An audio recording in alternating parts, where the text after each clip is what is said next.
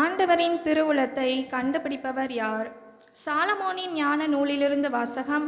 அதிகாரம் 9, இறை வார்த்தைகள் 13 முதல். கடவுளின் திட்டத்தை அறிபவர் யார்? ஆண்டவரின் திருவுளத்தை கண்டுபிடிப்பவர் யார்? நிலையற்ற மனிதரின் எண்ணங்கள் பயனற்றவை. நம்முடைய திட்டங்கள் தவறக்கூடியவை. அழிவுக்குரிய உடல் ஆன்மாவை கீழ்நோக்கி அழுத்துகிறது. இந்த மண் கூடாரம் கவலை தோய்ந்த மனதுக்கு சுமையாய் அமைகிறது. மண்ணுலகில் உள்ளவற்றையே நாம் உணர்வது அரிது. அருகில் இருப்பவற்றையே கடும் உழைப்பால்தான் கண்டுபிடிக்கிறோம். இவ்வாறு இருக்க விண்ணுலகில் இருப்பவற்றை தேடி கண்டுபிடிப்பவர் யார்? நீர் ஞானத்தை அருளாமலும் உயர் வானிலிருந்து தூய ஆவியை அனுப்பாமலும் இருந்தால் உம் திட்டத்தை யாரால் அறிந்து கொள்ள இயலும்? இவ்வாறு மண்ணுலகில் வாழ்வோருடைய வழிகள் செம்மைப்படுத்தப்பட்டன. உமக்கு உகந்தவற்றை மனிதர் கற்றுக்கொண்டனர், ஞானத்தால் மீட்பு அடைந்தனர். இது ஆண்டவர் வழங்கும் அருள்வாக்கு. இனி அவனை நீர் அடிமையாக அல்ல, உம்முடைய அன்பார்ந்த சகோதரனாக ஏற்றுக்கொள்ளும். திருத்துதர் பவுல் பிலமோனுக்கு எழுதிய திருமுகத்திலிருந்து வாசகம். அதிகாரம் 1, இறை வசனங்கள் 9 முதல். அன்பிற்குரியவரே, கிறிஸ்து இயேசுவின் தூதனாக அவர் பொருட்டு கைதியாக இருக்கும் பவுலாகிய எனக்கு சிறையில் இருந்தபோது பிள்ளையான ஒனேசிமுக்காக உம்மிடம் வேண்டுகிறேன். வசனம் 12. அவனை உம்மிடம் திரும்ப அனுப்புகிறேன். அவனை அனுப்புவது என் இதயத்தை அனுப்புவது போலாகும். நற்செய்தியின் பொருட்டு சிறையுற்றிருக்கும் எனக்கு உமது பெயரால் பணியாற்ற அவனை என்னிடம் இருந்து நிறுத்தி கொள்ள விரும்பினேன். ஆனால் நீர் செய்யும் நன்மையை கட்டாயத்தினால் செய்யாமல் மனமாற செய்ய வேண்டும் என்றே நினைத்தேன். உம்முடைய உடன்பாட்டின்றி எதையும் செய்ய நான் விரும்பவில்லை. அவன் என்றும் உம்மோடு இருக்க உம்மை விட்டு சிறிது காலம் பிரிந்திருந்தான் போலும். இனி அவனை நீர் அடிமையாக அல்ல, அடிமையை விட மேலானவனாக, அதாவது உம்முடைய அன்பார்ந்த சகோதரனாக ஏற்றுக்கொள்ளும். அவன் என் தனிப்பட்ட அன்புக்குரியவன். அப்படியானால் மனிதன் என்னும் முறையிலும் ஆண்டவரை சார்ந்தவன் என்னும் முறையிலும் அவன் எத்துணை மேலாக அன்பிற்குரியவனாகிறான். எனவே நமக்குள் நட்புறவை கருதி என்னை ஏற்றுக்கொள்வது போல் அவனையும் ஏற்றுக்கொள்ளும். இது ஆண்டவர் வழங்கும் அருள்வாக்கு. ஆண்டவர் உங்களோடு இருப்பாராக.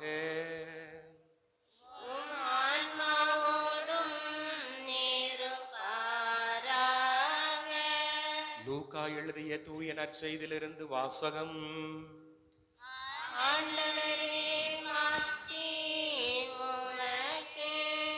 அதிகாரம் 14, இறை வார்த்தைகள் 25 தொடக்கம். பெரும் திரளான மக்கள் இயேசுவோடு சென்று கொண்டிருந்தனர். அவர் திரும்பி பார்த்து அவர்களிடம் கூறியது, என்னிடம் வருபவர் தம் தந்தை, தாய், மனைவி, பிள்ளைகள், சகோதர சகோதரிகள் ஆகியோரையும், ஏன் தம் உயிரையுமே விட என்னை விட மேலாக கருதினால் அவர் என் சீடராக இருக்க முடியாது. தம் சிலுவையை சுமக்காமல் என் பின் வருபவர் எனக்கு சீடராக இருக்க முடியாது. ஆண்டவரின் அருள் வாக்கு. இறையேசுவில் பிரியமான சகோதர சகோதரிகளே, இன்றைய முதல் வாசகத்திலே சாலமோன் ஞானம் நூலிலிருந்து நாம் வாசித்தோம். யார் இந்த சாலமோன்? சாலமோன் என்றாலே நமக்கு ஞாபகத்துக்கு வருவது ஞானம். 1 அரசர் புத்தகம் 3ஆம் அதிகாரம் 9வது வசனம்.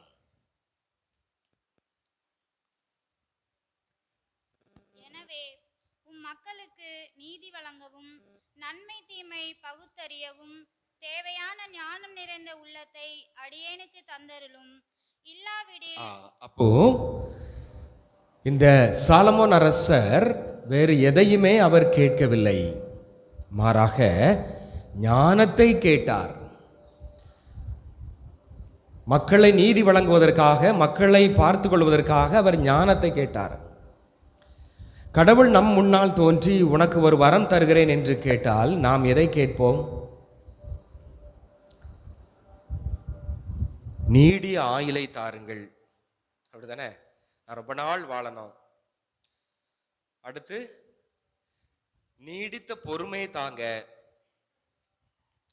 அடுத்து நல்ல நோக்காடு இல்லாம இருக்கணும் சாமி. அதான் முக்கியம். இன்னைக்கு மருத்துவமனைகள்லாம் வலிஞ்சு ஓடுது. சிறுவர் முதல் பெரியவர் வரை எல்லாருக்கும் வியாதிக்கு மேல வியாதி, நோய்க்கு மேல் நோய். நோய் இல்லாம வாழ்ந்தாலே போதும் ஆண்டவரே அப்படின்னு சொல்லி நாம இன்னைக்கு கடவுள் நம்மகிட்ட தோணு அப்படி கேட்போம். இதே ஒரு 5 வருஷத்து 10 வருஷம் முன்னகுட்டி தோன்றினா நம்ம என்ன கேட்டிருப்போம்? கடவுளே எனக்கு ஒரு கார் வேணும், நல்ல பெரிய வீடு வேணும், நிறைய பணம் வேணும், நிறைய சொத்து வேணும் அப்படின்னு சொல்லி கேட்டிருப்போம். ஆனா இன்னைக்கு நிலவரம் இதுதான். என்ன? நீடிய ஆயுள், நீடிய பொறுமை, நீடிய உடல், ஆன்ம சுகத்தை தாரும் என்று கேட்போம். இது எடுக்கலையோ? இது எடுக்கலன்னா அங்கே இதாகாத. இப்போ எடுக்குதா? சரி. அப்போ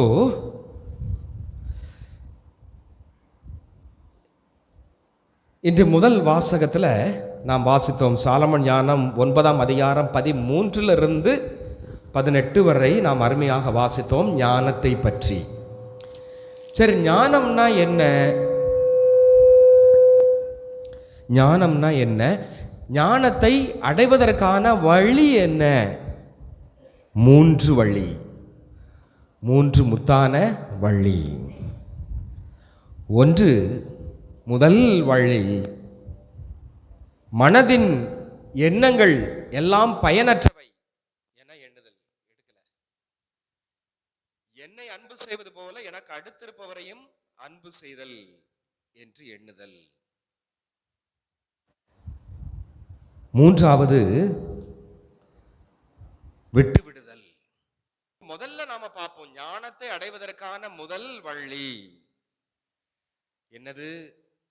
மனசுல உள்ள எண்ணங்கள், மனசுல உள்ள சிந்தனைகள், நாம யோசிக்கிறது இது எல்லாமே வீண், பயனற்றவை என்று சொல்லும் பொழுது நமக்கு ஞானம் பிறக்கிறது. அதைத்தான் முதல் வாசகத்துல நாம வாசித்தோம். சாலமன் ஞானம் 9ஆம் அதிகாரம் 14வது வசனம். நிலையற்ற மனிதரின் எண்ணங்கள் பயனற்றவை, பயனற்றவை. நம்முடைய திட்டங்கள் தவறக்கூடியவை. அது எதுவுமே வீண். நாம யோசிக்கிறது எல்லாமே வீண். நாம எப்படி யோசிக்கிறோம்? எனக்கு நீடித்த மகிழ்ச்சி வேணும், நீடித்த ஆயுள் வேணும், என்ன நீடித்த வீடு, பறந்து விரிந்த வீடு வேணும், அகலமான இருக்கை உள்ள மொட்டை மாடி வேணும், என்ன நிறைய பொருள் வேணும், நல்ல 1 செண்டு நிலம் வேணும், இல்ல 10 செண்டு நிலம் வேணும், எல்லாமே நல்ல பெருசா இருக்க வேண்டும் என்று நாம் ஆவல் கொள்கிறோம். அதுதான் நமக்கு இந்த காலகட்டத்துல, அப்படித்தானே? அதே போல சில நேரத்துல எதிர்மறை சிந்தனைகள் நமக்கு வருகிறது. எதிர்மறையான சிந்தனை. ஏதாவது இப்போ ரோட்ல நடந்து போயிட்டு இருக்கிறோம், சே பஸ் வர மாட்டேங்குது, நம்ம போகிற இடத்துக்கு போய் சேர மாட்டோமா, ஒரு மாதிரி எதிர்மறையான. இதே போல நமக்கு ஒரு நோய் இருக்குது, அந்த நோய் சுகம் பெறுமா பெறாதா அப்படிங்கிற மாதிரி ஒரு விதமான எதிர்மறையான சிந்தனைகள். அடுத்து நம்பிக்கையற்ற ஒரு எண்ணம், நம்பிக்கையற்ற ஒரு எண்ணம். எதுலையுமே ஒரு நம்பிக்கை இல்லாம ஒரு விரக்தியாக இருக்கக்கூடியது. பாஸ் ஆயிருவனா, எங்க நான் பாஸ் ஆக போறேன், ஒரு நம்பிக்கை இல்லாத ஒரு இது. நல்லா படிச்சாலும் பாஸ் ஆக மாட்டேங்க, மார்க் வருமா வராதா அப்படிங்கிற மாதிரி. என் பிள்ளைகளுக்கு கல்யாணம் பண்ணி கொடுத்துருவானா கொடுக்க மாட்டானா அப்படிங்கிற மாதிரி ஒரு இது. அப்போ ஒரு நம்பிக்கையற்ற எண்ணம். நமக்கு இந்த எண்ணம் இருக்குது பாருங்க, சிந்தனை எண்ணம், நாம இதுதான் நமக்கு கேடாக இருக்கிறது. இதுதான் மனிதனை அழிக்கக்கூடிய ஒன்றாக இருக்கிறது. உண்மைதானா? உண்மைதான். நாம யோசிக்கிறதா நமக்கு வினையா வந்து முடியுது. அதைத்தான் ஞானம், சாலமோன் ஞானத்துல தெளிவாக சொல்லிவிட்டார். திருப்பாடல் 90:5 வாசிங்க. வெள்ளமென மானிடரை வாரிக்கொண்டு செல்கின்றீர், அவர்கள் வைகரையில் முளைத்தெழும் புல்லுக்கு ஒப்பாவர்.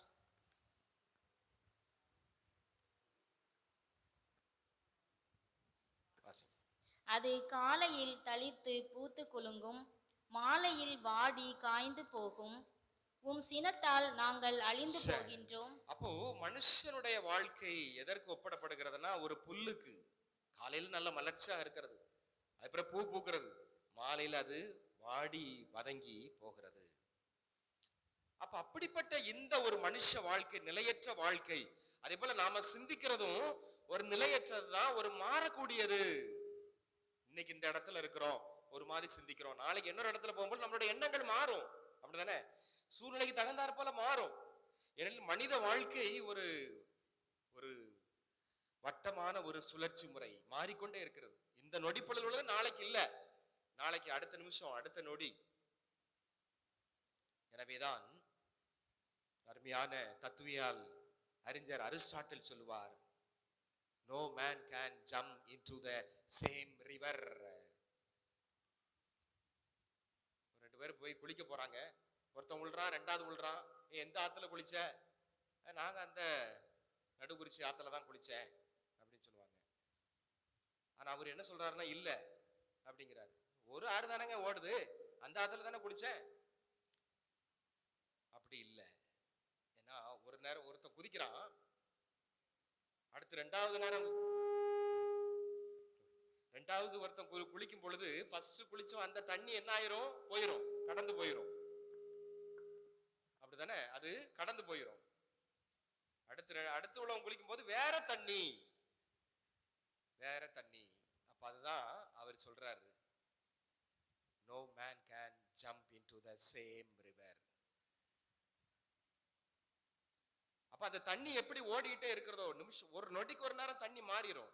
அதே போலதான் ஒரு செகண்டுக்கு ஒரு நேரம் மனுஷ வாழ்க்கை மாறிக்கொண்டே இருக்கிறது. மனுஷனுடைய எண்ணங்களும் மாறிக்கொண்டே இருக்கிறது, சிந்தனைகளும் மாறிக்கொண்டே இருக்கிறது. எனவே மனுஷனுடைய எண்ணங்கள், சிந்தனை, நாம யோசிக்கிறது எல்லாம் வீண், பயனற்றவை என்று நீ எப்பொழுது கண்டுபிடிக்கிறாயோ அன்று நீ எதை கண்டுபிடித்து விட்டாய்? ஞானத்தை கண்டுபிடித்து விட்டாய். அப்போ நம்ம சிந்திக்க கூடாதா? யோசிக்கவே கூடாதா? சிந்திக்க வேண்டும், யோசிக்க வேண்டும். ஆனா அதுக்கு நீ முக்கியத்துவம் கொடுக்காத, அதை நீ முன்னிலைப்படுத்தாதே. அந்த நீ யோசிக்கிற எண்ணங்களை வச்சு நீ மனசை போட்டு குழப்பாத. அது மனவியாதி வரும், அடுத்து உடல் வியாதி வரும். சரிதானே? இவ்வளவு அருமையான ஞானம் பாத்தீங்களா?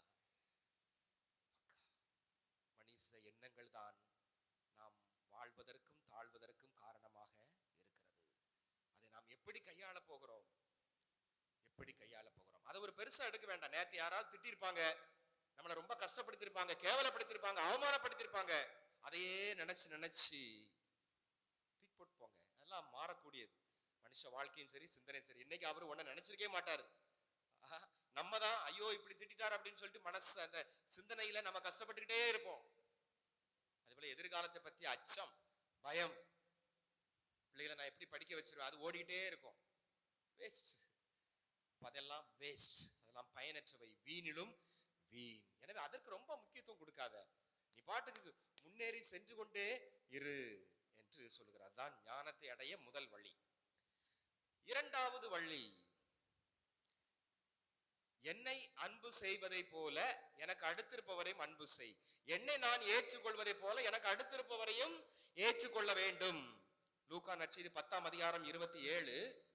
உன் முழு இதயத்தோடும், முழு உள்ளத்தோடும், முழு ஆற்றலோடும், முழு மனத்தோடும் உன் கடவுளாகிய ஆண்டவரிடம் அன்பு கூர்வாயாக. உன் மீது நீ அன்பு கூறுவது போல் உனக்கு அடுத்திருப்பவர் மீதும் அன்பு கூர்வாயாக. நம்மளை எப்படி ஏற்றுக்கொள்றோமோ, நம்மளை எப்படி அன்பு செய்யறோமோ, அதே போல அடுத்தவரையும் ஏற்றுக்கொள்ள வேண்டும், அன்பு செய்ய வேண்டும். அதற்கு உதாரணமாகத்தான் இன்றைய 2ஆம் வாசகத்தை நாம் வாசிக்க கேட்டோம். 2ஆம் வாசகம் அருமையான ஒரு கடிதம். என்ன கடிதம்னு தெரியுமா? பவுலடியார் ஏறக்குறை 21 கடிதங்கள் எழுதியிருக்கிறார். அதுல இது எந்த வகை கடிதம்? கடிதங்களில் பல வகை இருக்கிறது. அன்பு கடிதம், பாச கடிதம், அலுவலக கடிதம், அலுவலகத்தில் எழுதக்கூடிய கடிதம், விண்ணப்ப கடிதம், விடுமுறை கடிதம், சரிதானே, அறிவுரை கடிதம். அதே போல இது என்ன கடிதம் சொல்லுங்க பாப்போம். சொல்லிட்டீங்க. என்ன கடிதம்?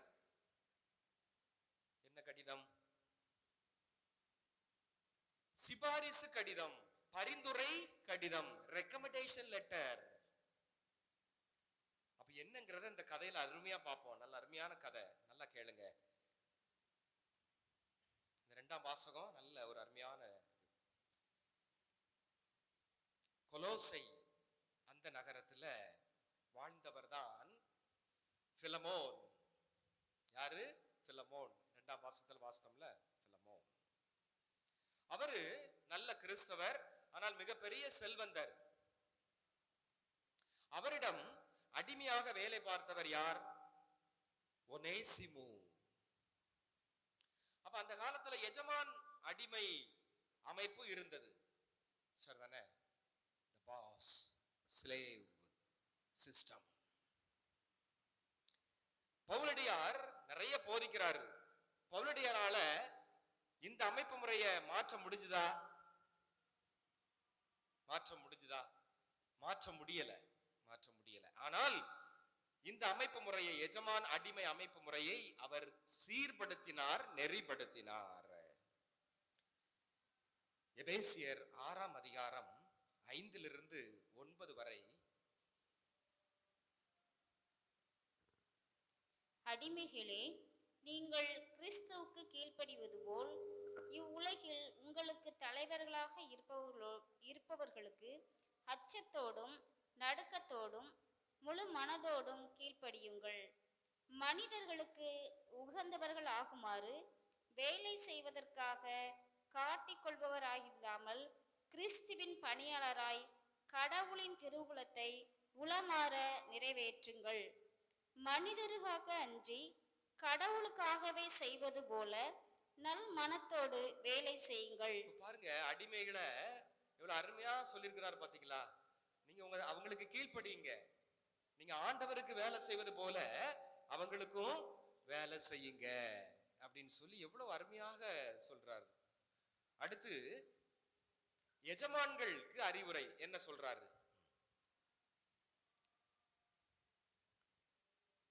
அடிமையாயினும் உரிமை குடிமையாயினும் நன்மை செய்யும் ஒவ்வொருவரும் ஆண்டவரிடமிருந்து நன்மையே பெறுவர்.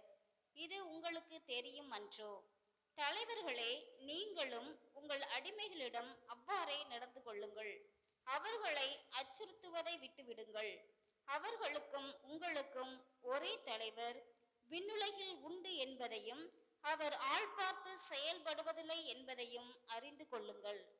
the boss, எஜமான் என்ன, எஜமானுக்கு என்ன அறிவுரை கொடுக்கிறாருங்கிறத நாம இப்போ வாசித்தோம், அப்படிதானே? நீங்க ஆள் பார்த்து செயல்படாதீங்க, அவங்கள பொறுமையோடு நடத்துங்க, அன்போடு நடத்துங்க. ஆண்டவர் இயேசு என்ன, அவங்கள பிரிக்காதீங்க, சமமாக நடத்துங்கள், எல்லாரை போல சமமாக நடத்துங்கள், ரொம்ப சினம் கொள்ளாதீங்க அப்படின்னு சொல்லி நல்ல அருமையாக அறிவுரை கொடுக்கிறார். அப்போ எஜமானுக்கும் அடிமைக்கும் என்னென்ன செய்யணும் அப்படிங்கிறத சொல்லிட்டாரு. சரி, அடுத்து பாருங்க, 1 கொரிந்தியர் 12ஆம் அதிகாரம் 13வது வசனம். ஏனெனில் யூதரானாலும் கிரேக்கரானாலும் அடிமைகளானாலும் உரிமை குடிமக்களானாலும் நாம் எல்லோரும் ஒரே தூய ஆவியால் ஒரே உடலாய் இருக்கும்படி திருமுழுக்கு பெற்றோம். நீ யாராக இருந்தாலும் சரி, அடிமையாக இருந்தாலும் சரி, ஆண்டியாக இருந்தாலும் சரி, அரசனாக இருந்தாலும் சரி, அடிமையாக இருந்தாலும் சரி, எஜமானாக இருந்தாலும் சரி, யூதரானாலும் கிரேக்கரானாலும் ஏழையானாலும் பணக்காரனாலும், நீங்க எல்லாருமே ஒரே உடலாக இருக்கிறோம், ஒரே ஆவியால், பரிசுத்த ஆவியால் திருமுழுக்கு பெற்றிருக்கிறோம். சமத்துவம். எனவே நாம் எல்லாரும் ஒன்று. எனவே நாம் எல்லாரும் கடவுளுடைய பிள்ளைகள். இந்த சமத்துவ பண்பை கொடுத்து சீர்படுத்துகிறார் பவுலடியார். அடுத்து பாருங்க, கலாத்தியர் 3ஆம் அதிகாரம் 28வது வசனம். இனி உங்களிடையே யூதர் என்றும் கிரேக்கர் என்றும் அடிமைகள் என்றும் உரிமை குடிமக்கள் என்றும் இல்லை, ஆண் என்றும் பெண் என்றும் வேறுபாடு இல்லை. கிறிஸ்து இயேசுவோடு இணைந்துள்ள நீங்கள் யாவரும் ஒன்றாய் இருக்கிறீர்கள். எல்லாரும் ஒன்றாக இருக்கிறீர்கள். நம்ம எல்லாரும் இயேசு கிறிஸ்துவோடு இணைந்து நாம் திருமுழுக்கு பெறுகிறோம். திருமுழுக்கிலே நாம் அவரோடு இணைந்து விட்டோம். நாம் அனைவரும் அவருடைய பிள்ளையாக மாறுகிறோம். எனவே நாம் எல்லாரும் ஒன்றே, எல்லாரும் ஒன்றுதான். அப்போ இந்த எஜமான் அடிமை தனத்தை ஒழிக்க முடியவில்லை. அதை எல்லாரும் ஒண்ணு, சமமாக இருங்க அப்படின்னு சொல்லி அதை சீர்படுத்துகிறார். ஒருத்தரை ஏற்றுக்கொள்ளுங்க, ஒருத்தர் அன்பு செய்யுங்க, உன்னை நீ பார்க்கிறது போல எல்லாத்தையும் பாரு அப்படின்னு சொல்லி அருமையான ஒரு பண்பை கொண்டு வருகிறார். சரி, இப்ப நாம இந்த 2ஆம் வாசக கொலோசை பிலோமோனுக்கு அந்த வாசகத்தினுடைய பின்னணிக்கு நாம் இப்ப வருவோம்.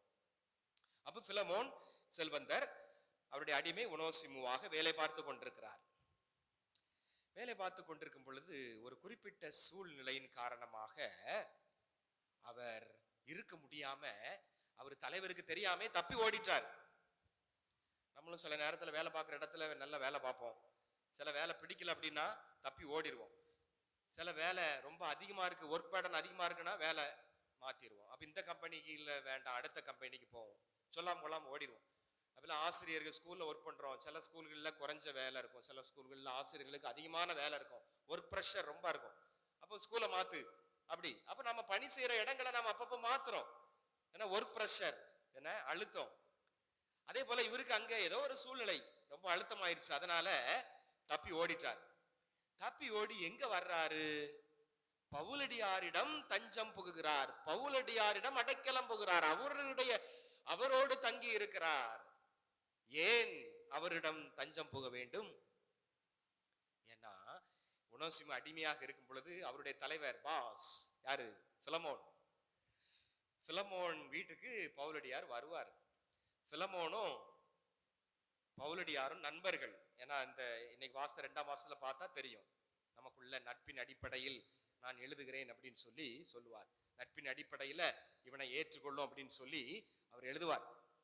2 பேரும் நண்பர்கள், பழகி இருக்கிறாங்க. அப்போ இவர் ஒனோசிமு அடிமையாக வேலை பார்க்கும் போது அதை கவனிச்சிருக்கிறார். கவனிச்சதுனால அப்போ அவருக்கு தெரிஞ்சது அவ்வளவுதான், அவர் உலகமே பாஸ் வீடு தான், அடுத்த ஒருத்தர் தெரியணும்னா அது பவுலடியார் தான். அப்ப நம்ம ஃப்ரெண்டு வீட்டுக்கு போவோம், அவருக்கு ஃப்ரெண்டுங்கிறதுனால சரி ஒரு நல்லெண்ணம் இருக்கும் அப்படின்ட்டு பவுலடியார் வீட்டிற்கு செல்லுகின்றார். அங்கு சென்று அவரோடு தங்கி இருக்கிறார்.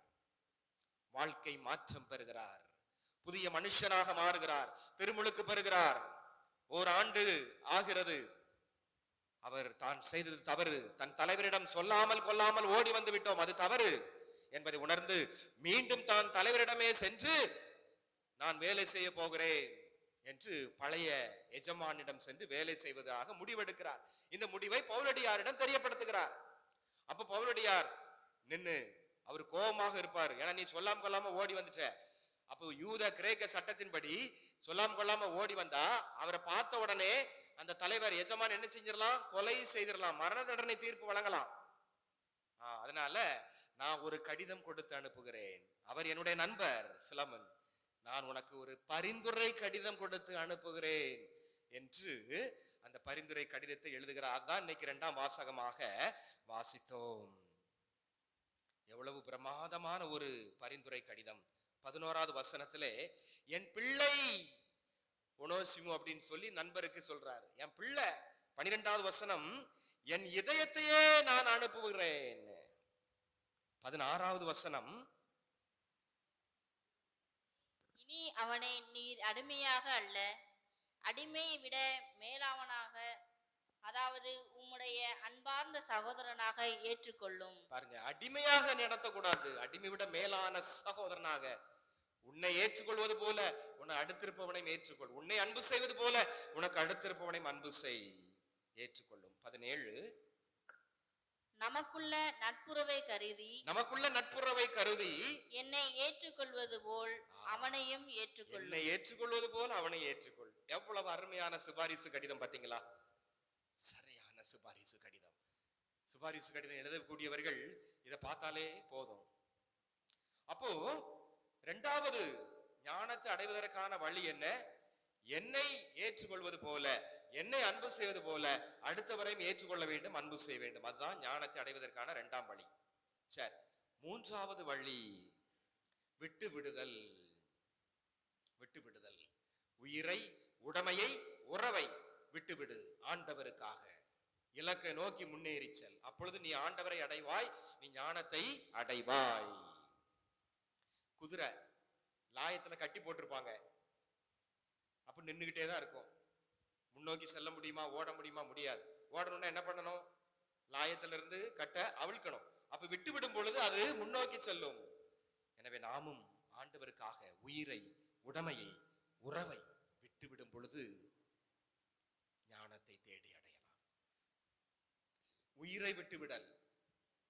உரோமையிலே வேத கலாபனை நடந்து கொண்டிருந்தது.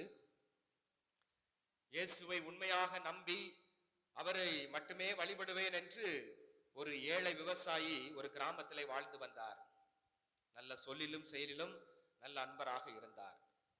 அவருடைய நிலம் நன்றாக விளைந்தது. அதுல வரக்கூடிய வருமானத்துல ஒரு பங்கு எடுத்து ஏழைகளுக்கு கொடுத்துருவார். இதை அறிந்த உரோமை அரசன் தன் படை வீரர்களை அனுப்பி அவனை எப்படியாவது தேடி கண்டுபிடித்து கொலை செய்து விடுங்கள், அவன் கிறிஸ்துவனுடைய உண்மையான சீடராக இருக்கிறான், அவனை கொன்று போடுங்கள். படை வீரர்கள் போறாங்க, கண்டுபிடிக்க முடியல. மாலை நேரம் ஆகியது. ஒரு கிராமம், ஒரு பெரியவர் வராரு. ஐயா, இங்க நைட்டு தங்கிட்டு போலான்னு நினைக்கிறோம், நாங்க ஒரு பயணமாக வந்தோம், என்ன நைட் ஆயிற்று, எங்க தங்கலாம் அப்படின்னு சொல்லி பெரியவர்கிட்ட கேட்கறாங்க. அப்ப இந்த பெரியவர் சொல்றாரு, அங்க பக்கத்துல ஒரு குடிசை இருக்கு, அங்க ஒருத்தர் இருக்கிறார், அவர் நல்லா கவனிச்சு அனுப்புவார், சூப்பர்மேன். அப்ப அங்க போறாங்க, கதவு தட்டுறாங்க, அவர் அன்போடு வரவேற்கிறார். உள்ள வாங்க, உட்காருங்க ஐயா, நீங்க வந்ததனுடைய நோக்கம் என்ன?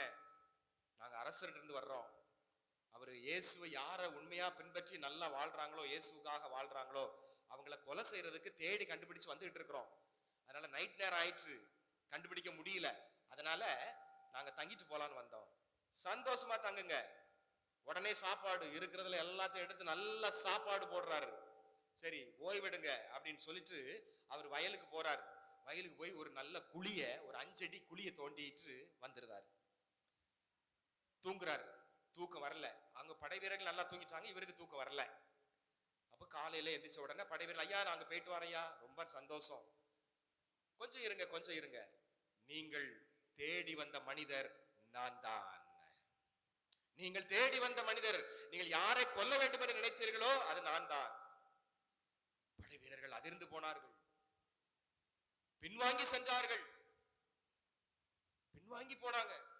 உங்களை கொல்ல மாட்டோம், உங்களை கொல்லவே முடியாது, இவ்வளவு நல்லவரா இருக்கிறீங்களா, உங்களை இப்படி நைட்டு பூரா எங்களை தங்க வச்சு எப்படி எங்களுக்கு கொல்ல மனசு வரும்?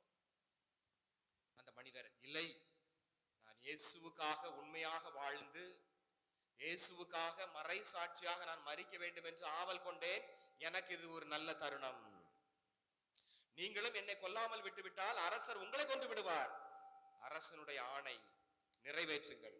தலையை கொடுத்தார், குழியிலே புதைத்தார்கள். ஆண்டவருக்காக உயிரையே விட்டு விடுதல். மத்தேயு நற்செய்தி 16ஆம் அதிகாரம் 25வது வசனம். ஏனெனில் தம் உயிரை காத்துக்கொள்ள விரும்பும் எவரும் அதை இழந்து விடுவர், மாறாக என் பொருட்டு தம்மையே அழித்துக் கொள்கின்ற எவரும் வாழ்வடைவார். மார்க் நற்செய்தி 8ஆம் அதிகாரம் 35வது வசனம்.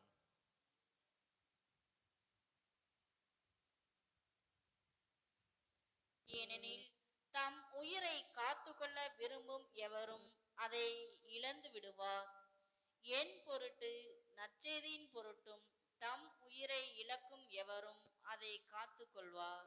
இந்த நற்செய்திக்கு வாருங்கள். லூக்கா 14:26வது வசனத்திலே, என் உயிரையும் உன்னுடைய உயிரை நீ எனக்காக விட காத்திருக்கணும், அப்படின்னாதான் நீ என்னுடைய உண்மை சீடர் என்று சொல்லுகிறார். எனவே ஆண்டவருக்காக உயிரை தியாகம் செய்தல் தான் ஞானத்தை அடைதல். சரி, இரண்டாவது உயிரை விட்டுவிடல். அடுத்து உடைமையை விட்டுவிட வேண்டும். இரண்டாவது உடைமை விட்டுவிட வேண்டும். நற்செய்திக்கு வாருங்கள், 14ஆம் அதிகாரம் 33வது வசனம். உங்களுள் எவரும் தன் உடைமை விட்டுவிட்டாத எவரும் என் சீடராக இருக்க முடியாது. அப்ப உடைமையை விட்டுவிடல். ஒரு கணவன் மனைவி 2 பேரும் கடை தெருவிலே அப்படி நடந்து சென்று போயிட்டு இருக்கிறாங்க, நல்ல கூட்டம். அப்போ கணவன் தனது மனைவிக்கு கொடை பிடிச்சிட்டு போறான். பக்கத்துல உள்ளவங்க எல்லாரும் சிரிக்கிறாங்க, என்னடா இது கொடை பிடிச்சிட்டு போற, வெயிலும் அடிக்கல மழையும் பெய்யல, கொடை பிடிச்சிட்டு போற பைத்தியக்கார அப்படின்னு சொல்லி சிரிக்கிறாங்க. அப்ப அவர் சொல்றாரு, இந்த பக்கம் நகை கடை வந்துச்சுன்னு வச்சுக்கிடுங்க, அந்த கொடைய அப்படி சரிச்சு பிடிச்சுக்கிடுவேன். இந்த பக்கம் துணி கடை வருதுன்னு வச்சுக்கிடுங்க, இந்த கொடையை எப்படி சரிச்சு பிடிச்சுக்கிடுவேன்.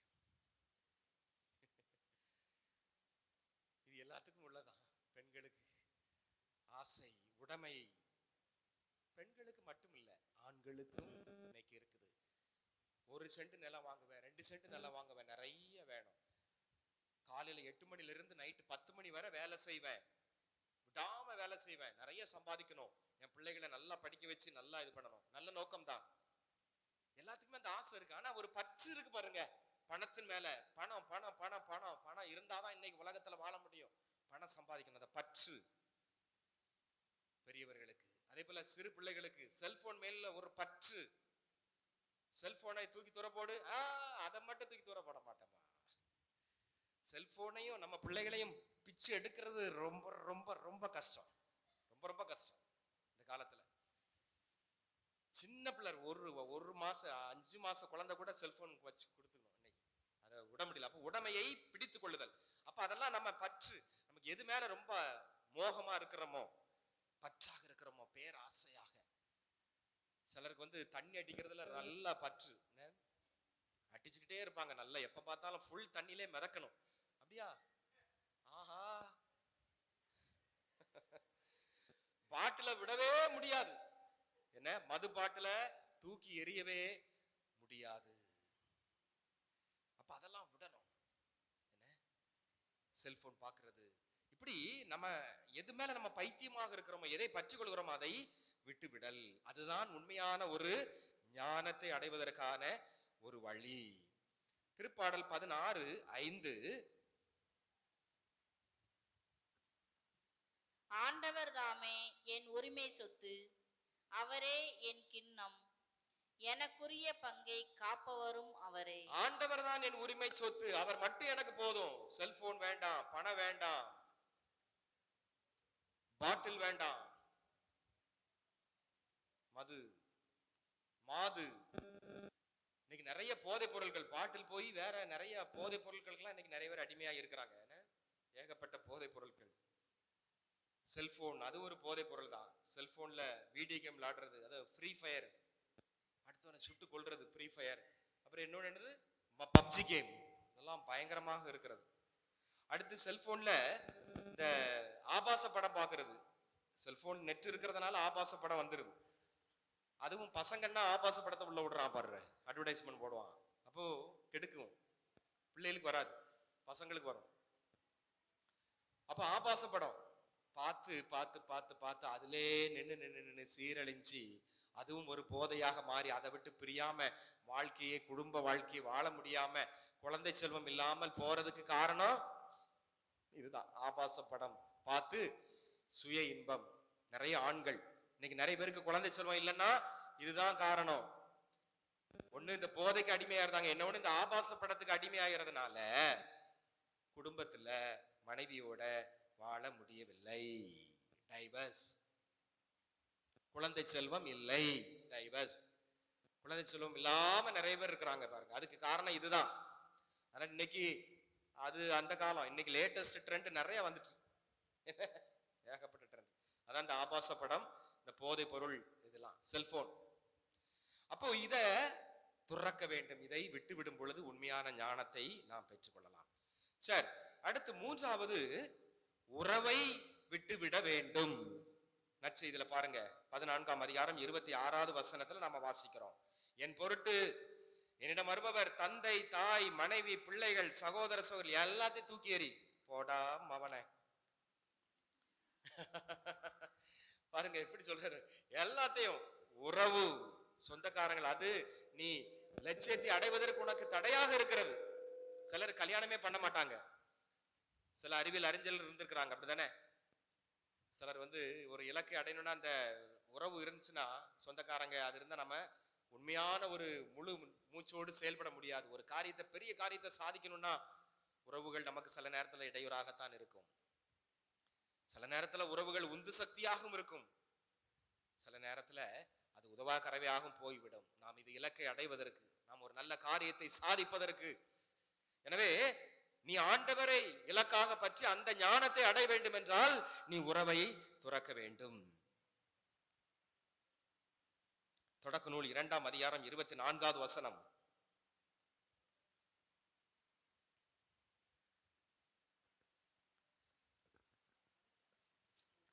இதனால் கணவன் தன் தாய் தந்தையை விட்டுவிட்டு தன் கணவனும் தன் தாய் தந்தையை விட்டு மனைவியுடன் ஒன்றித்திருக்க வேண்டும்.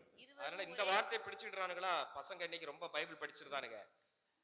அதனால என்ன ஆயிருது, கூட்டு குடும்பமே இன்னைக்கு கலைஞ்சு போய் எல்லாம் தனி குடித்தனம் தான்.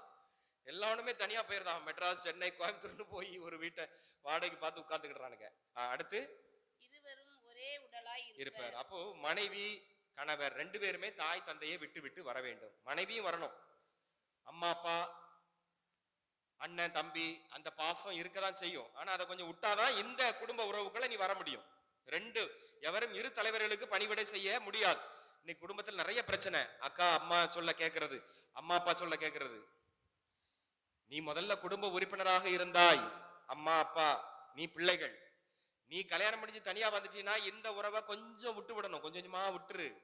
இங்க ஒரு புதிய உறவுக்குள்ள வந்துட்ட, அதை பிடிச்சுக்கிட்டு இருக்க கூடாது. கொஞ்சம் கஷ்டம்தான், பெண்களுக்கு எல்லாம் கஷ்டம்தான். இவ்வளவு நாள் வாழ்ந்து வளர்ந்த வீட்டுல உள்ளவங்க எல்லாம் விட்டுட்டு இன்னொரு வீட்டுல வளரும்போது ரொம்ப கஷ்டமானதுதான்.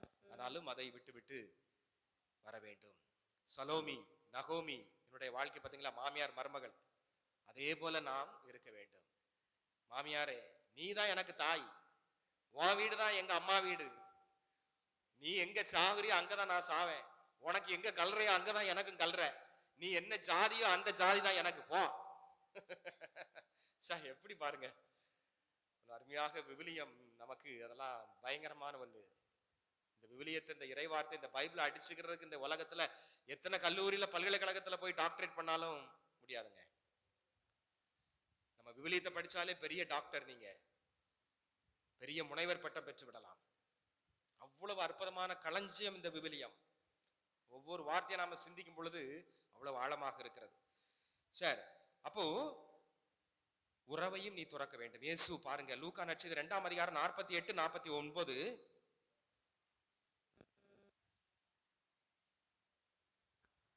அவருடைய பெற்றோரும் அவரை கண்டு வியப்பில் ஆழ்ந்தனர்.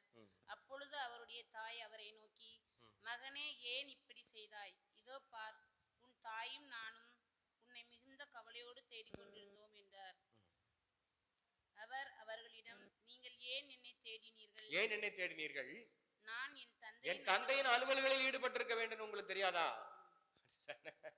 அப்ப எவ்வளவு முக்கியத்துவம் கொடுக்கிறார் பாத்தீங்களா? உறவை விட கடவுளோடு கொண்டுள்ள உறவுதான் முக்கியம் அப்படின்னு சொல்லிட்டு அதை முதன்மைப்படுத்துகிறார் இறைவன் இயேசு. அதே போலத்தான் நாமும் சில நேரத்திலே இறைவனோடு எனக்குள்ள உறவு அதுதான் முக்கியம்.